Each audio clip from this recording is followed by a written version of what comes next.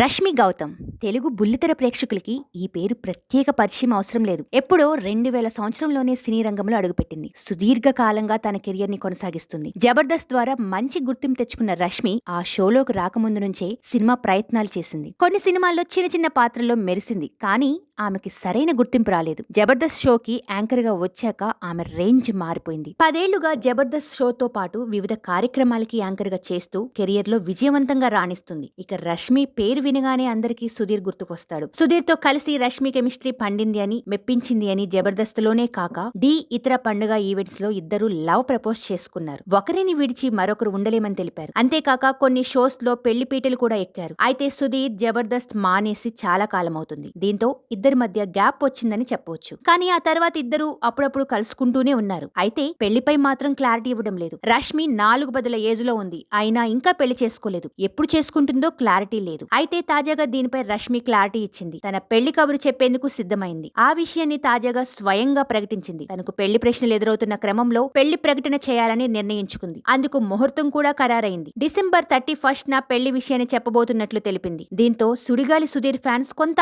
ఆందోళన చెందుతున్నారు. రష్మి నిజంగానే పెళ్లి ప్రకటన చేస్తుందా, లేదా సుధీర్ ని కాకుండా వేరొకరితో 7 అడుగులు వేస్తుందా అనేది ఇప్పుడు హాట్ టాపిక్ గా మారింది. అయితే న్యూ ఇయర్ సెలబ్రేషన్స్ లో భాగంగా రష్మి పెళ్లి పార్టీ ఉండబోతుందని తెలుస్తుంది. ఇదంతా శ్రీదేవి డ్రామా కంపెనీ షోలోని భాగమని, ప్రత్యేకంగా ఈ 2 ఈవెంట్ ని నిర్వహిస్తున్నట్లు తెలుస్తుంది. సబ్స్క్రైబ్ చేయండి. subscribe to Please do subscribe to please like, share and subscribe to top Telugu TV. Top Telugu TV.